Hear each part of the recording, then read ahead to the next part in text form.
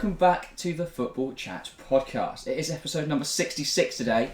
We're going to be running through, we've got the tier list out, we're going to be running through our ranking of every Premier League club's transfer window. A bit of a different setup today, obviously, usually. I'm sat over there now, I've been replaced by a tier list. But yeah, I've got the 20 Premier League clubs in front of me, we're going to look through their transfers, and yeah, we're going to rank them all, if I can avoid knocking over this pile of clubs. So we'll start with, obviously, Arsenal.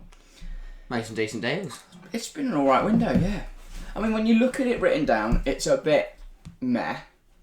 But they've made deals that they needed to make. They needed a striker, they've brought in Gabriel Jesus. They needed backup for Tierney, and they also needed another midfield option, they've brought in Zinchenko.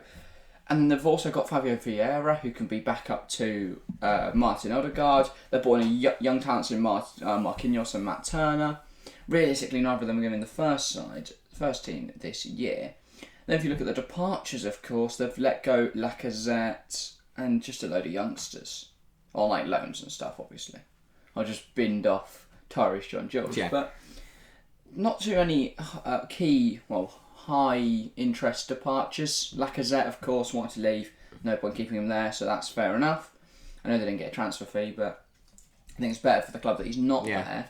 And Gabriel Jesus is a very good signing. I don't think they are up in the S or the A. No. But I think B is... They've had a solid window. They've not done anything mental. It's been very decent. Like, Jesus is a very good signing, but that is it.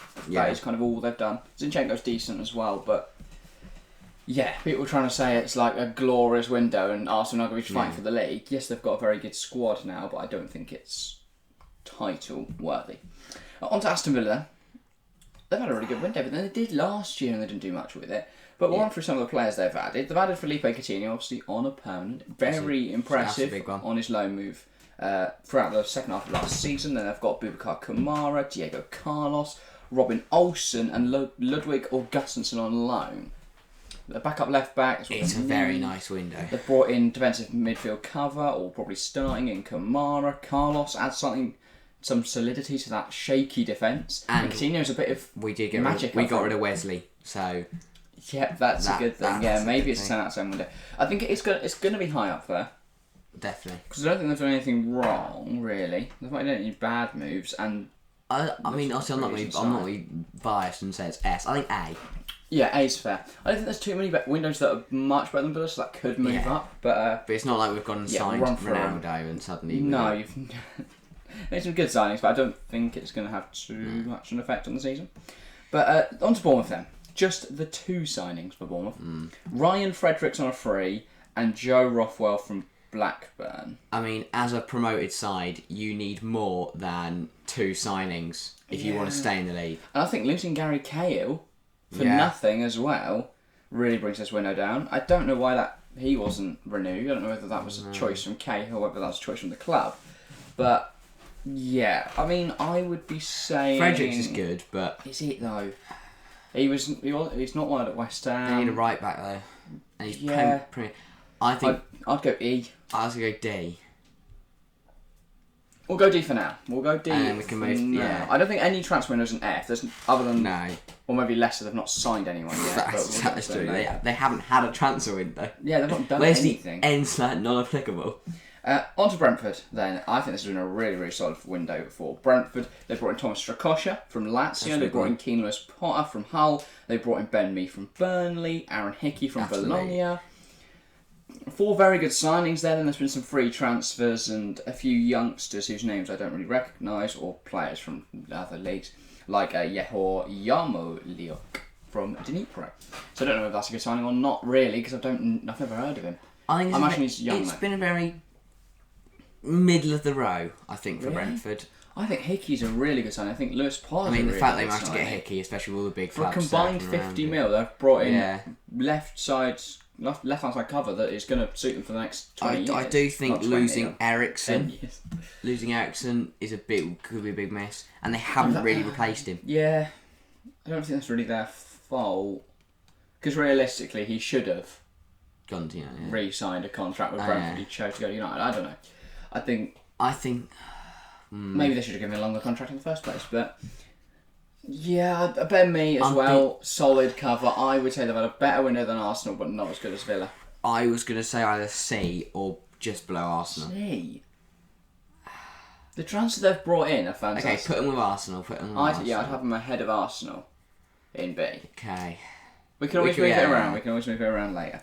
Looking at Brighton then, just the one signing really here. In Julio Enciso, he's a young striker from the Chilean leagues. Mate, if Brighton are going to get anything from this season, they need goals. They didn't get anything from Mopé last season. Welbeck didn't do much. Striker. Enciso's got to come in and pull off a match. Well, they've got Undav as well, coming back from his loan at Cercle Bruges, I believe he was at last year. So, I mean, if Enciso comes in and starts firing, that's all they really need to do. But they've not replaced Juve Basuma. I know they had Mwapu and look at this. Caicedo at the club. I mean, they've lost Basuma. Aaron Connolly. They've lost quite a few. Leo Ostigard as well. So Napoli. Connolly's left on loan, which I think is fine. He's not that great. Yeah, not a great window.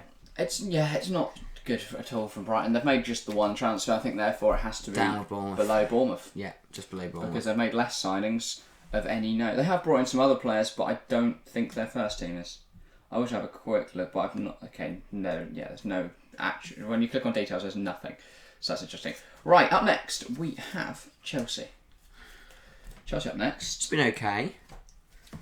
Raheem Sterling and Kalidou Koulibaly, and then two youngsters as well. Getting rid of Lukaku was good. I think obviously this is we should say, I should have said this at the start. This is a halfway through the window. Yes, the window hasn't finished yet. Of course, their lot could change. Chelsea could go and sign actual players next week, but getting rid of Lukaku's good. I think Koulibaly and Sterling are good, but they need losing more. Rudiger for free and replacing him with 30 more Koulibaly, I think that's a bit of a down. I think Koulibaly's very good. I think it's a downgrade. And Chelsea need not replacing Christensen. I think Martson's loan to Burnley's really good. He looked very good. We're recording this on Saturday on the Friday night game again. Yeah, looked very stuck. I still think obviously they need more. And as you said, this is only only loaning Lukaku as well, not selling him. But Sterling's a very good signing. I would have Chelsea very middle of the road. Yeah, it's not been horrific, but nothing not to shout about. Stunning. Yeah, some good signings, but nothing too great. On to Crystal Palace then. And I think this has been a very, very solid window. It's been okay. They've not made many signings, but they've made signings in areas where they needed them. They've brought in Sam Johnston, they've brought in Cheikh Doucouré, and they've brought in Ebioi. And Chris Richards. And Chris Richards, of course, as well. So it's been very decent there, because what they've done is they've added good young players who will replace, like Etse and Elise are to go, or they've brought in Malcolm Ebioi to replace them. Sam Johnston's a very good backup to Vicente Guaita, and they lost Hennessy, of course. They haven't lost any what I call big players. Well, not on that list is, of course, Conor Gallagher, but that is not renewing a loan. No, yeah, Chelsea were never really going to renew that after the season he had. And I think Doucouré replaces him decently. Yeah. For just 20 mil, 30 mil. I'd either say ahead of Chelsea in C or bottom of B. Yeah, I'm happy to put them. I think they've had a better window than Arsenal. I think they have. Oh, okay, fair enough. Don't have them back below. There you go. Fair enough. Right. Looking at Everton. Right. So, if we'd done this a matter of days ago, we'd have been saying just the one signing for Everton, James Tarkowski. Yeah. Since then, they've brought in Ruben Vinagre on a loan and Dwight McNeil from Burnley. Now, McNeil's good. McNeil's a very good player. I'm excited to see how he gets on. Tarkowski's a very solid addition to the defenders. They don't really keep anything out, so I think this is good. Ruben Vinagre is a signing which makes no sense to anyone because they already have Michaelenko at the club. So which of those is going to start is interesting. It's just a bit strange. And they still haven't replaced Richarlison. Not replaced Richarlison. I guess you could say it's going to be McNeil as a replacement, but that still leaves them 40 mil to spend, and they've not spent that yet. I think for me, they've had a worse seat window than Chelsea. I think they've had a better one than Brighton, though. So yeah, I'm happy to see them go. Go there. Next up, Fulham. To be fair, this has been a very decent window. Good, I think what they made the mistake of last time was splashing cash, but they didn't really bring in players that were necessary or good enough, really. They went and bought John Michael Seri, which is a bit of a gamble. They got Areola on a loan. Signings like that were just a bit nonsensical, but This window, João Palhinha from Sporting will have that defensive cover in the midfield. They've brought in Andreas Pereira, who could replace Fabio Carvalho's creativity in there.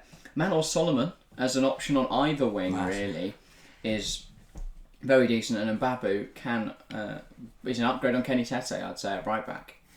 So I think it's been a very good window for Fulham. Yeah, I think we have to look at this, the windows based on the club. And I look at Fulham, promoted side, can't Premier League. For Fulham, this is a very good window. If Arsenal had brought in Andreas Pereira, then we question it's a different matter. But I think for a team that needs signings to stay in the Premier League, they've done exactly that. I'm looking towards the top. I would say here. Same. Because I think relatively they've made good signings. They didn't need to make loads. They've replaced Carvalho. They've replaced John Michael Seri. They haven't replaced Alfie Mawson, but they can deal with that. They've replaced. They don't have centre halves basically. It's their problem. But I think if they bring in one more centre half, that's what takes it to an S. In my opinion. On to Leeds then, and I think this could be up there as well. Brendan Aronson and Rasmus Christensen are double up from RB Leipzig. Sorry, RB Salzburg. They're players that Jesse Marsh has worked with, and I think they'll do really well in this Leeds side. They've also got Tyler Adams from another of Marsh's former clubs, RB Leipzig. So they've made signings that he's familiar with. Adams is also American, so that works really nicely there.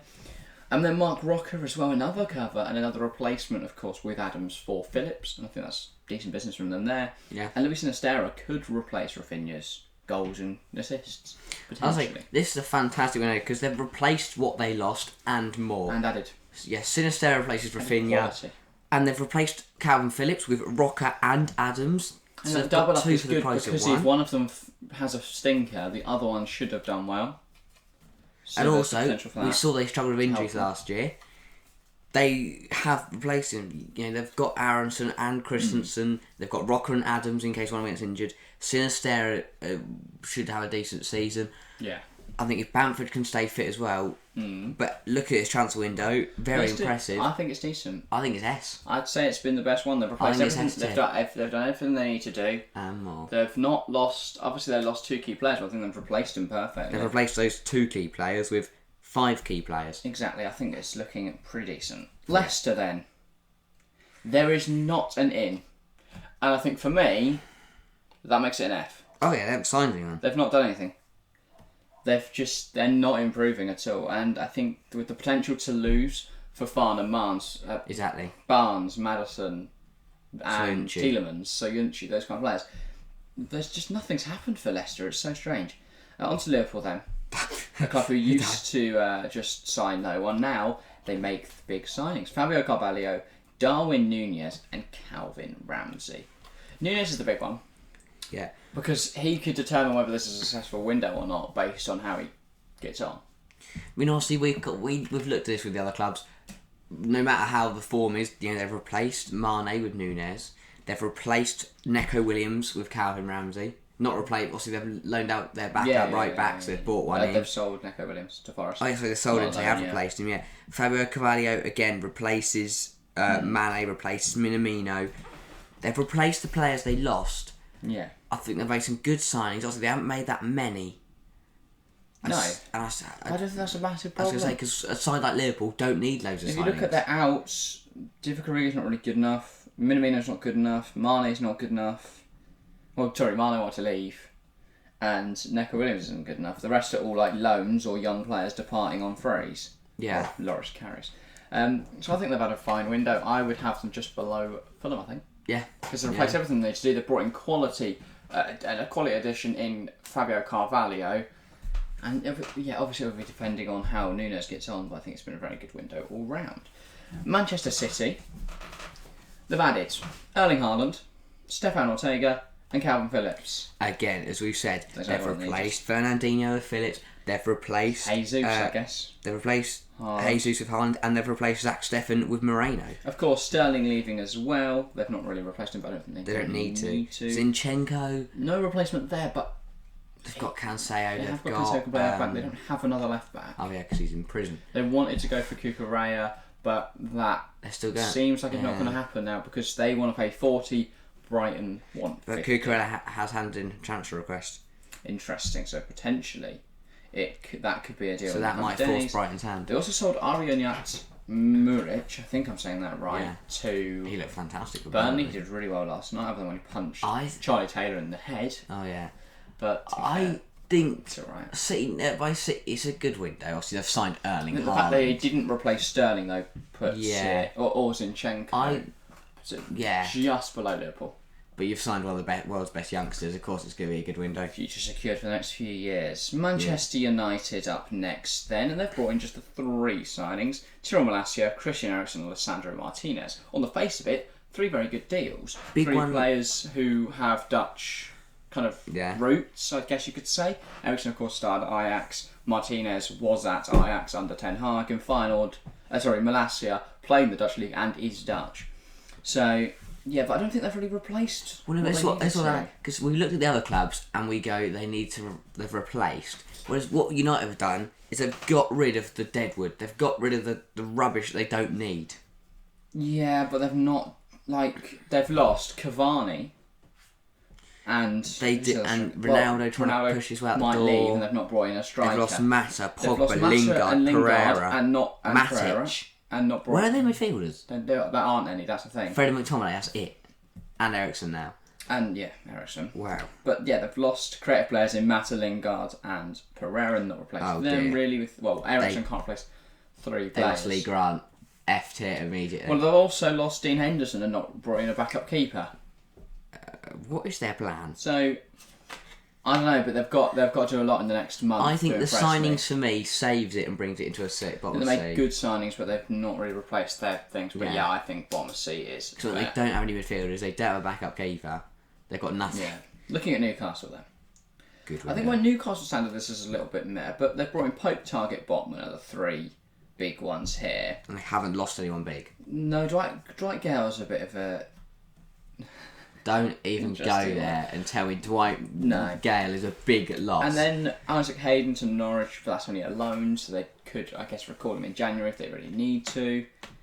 So, and they don't need Woodman. It's a decent window. It's all right. Nick Pope's a better goalkeeper and a very good goalkeeper for the next 10 or so years. We know Matt Target's very good. We also know that Newcastle are going to spend more. Yeah, but if it goes wrong, they've got money to spend. Yeah. And then Botman is a fantastic centre half who's going to be there for the next 10 years again. I think they're building for the future. Around B, I'd say. Really? I think it's got to be S. S? They've not lost anything. They've only upgraded everywhere. They've brought in. They've not gone to splash cash on a Chris Wood or something. They've spent in the areas they've needed to. They've brought in players they needed to, and they're looking really good for Europe now, or at least making a push towards Europe this season. Yeah. I think the only thing actually that drags it down is the lack of a backup striker. And I saw Eddie Howe complaining about this, but they've brought in no Benjamin Sesko, no anyone that could play backup. I'm actually top of B. I was going to put them ahead of Liverpool and City. Okay, do that then. Because they've not lost anyone big, whereas City and Liverpool both lost Mane and Jesus and Sterling. So they're taking a bit of a gamble that Nunez and Haaland are firing from minute 1. Yeah. Whereas if Botman has a bad game, Newcastle haven't really sold anyone, so they have got options to replace him. On to Nottingham Forest, and I think this has to be an S. If we're looking at this window. Fantastic. Let's run through it then. Jesse Lingard on a free. Very good deal there. He will add creativity in the midfield. Toffolo at left back. Again, they've added him from Huddersfield and Lewis O'Brien. Yeah. Toffolo in that left wing back role will do really well. Lewis O'Brien in the middle of their midfield. Again, will perform really well, I reckon. Wayne Hennessy from Burnley is a fine backup. The main goalkeeper they brought in is Dean Henderson on loan from United, and I think that's a good signing. Taiwo Owaniyi from Union Berlin. It's a bit of a gamble, and it's a bit of a strange move for Taiwo because he was doing really well at Union Berlin, and getting into the Nigeria side, but now he is joining a relegation scrap with Nottingham Forest. I think it says a lot about the project Forest are building, though, that they've managed to get him. Yeah. Then Moussa Niakate from Mainz is a very decent signing as well. They've added a massive rock at the back, pretty much. Omar Richards from Bayern Munich. Again, he's injured for the first few months, but he will eventually challenge Toffolo for a place in the side. Neco Williams, as we said, bought from Liverpool, can play in that right wing back role. They have lost the likes of Lewis Graben, so that's a shame.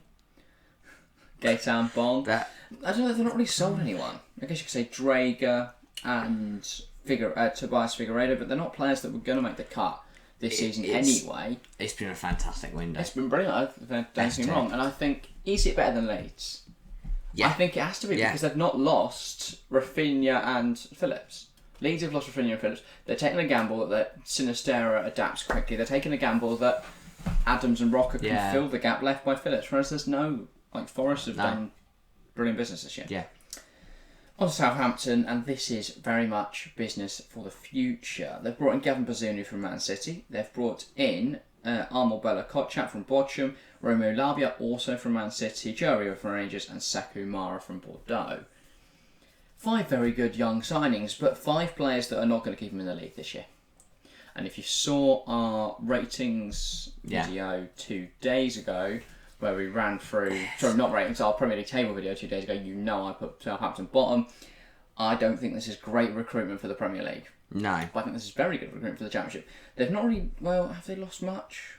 Not really, I don't think. No. There's no one there that worries me, so...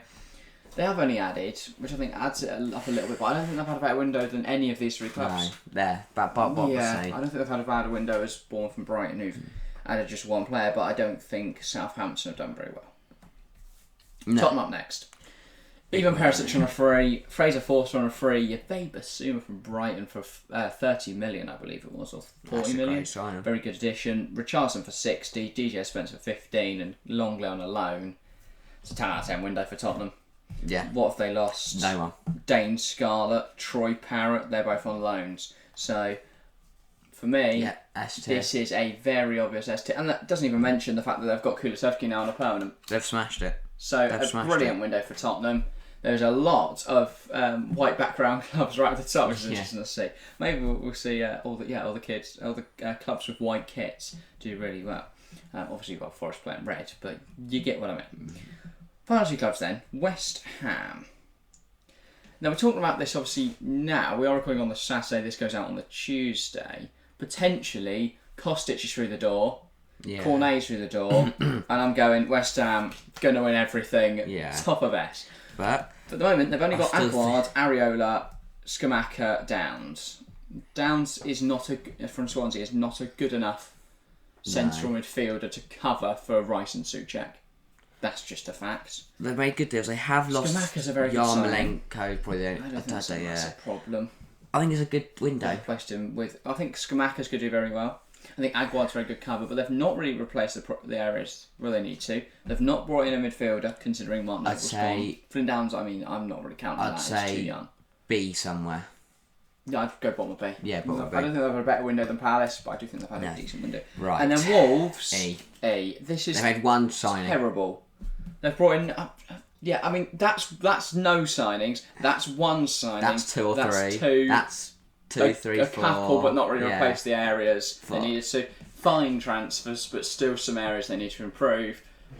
Good signings, excellent signings. Wolves have brought in Nathan Collins and lost Marcel Saiss, Ruddy, Hoover, John Ruddy, what a player. And even Fabio Silva's Meritan Shabani. Sure, but he's Albanian.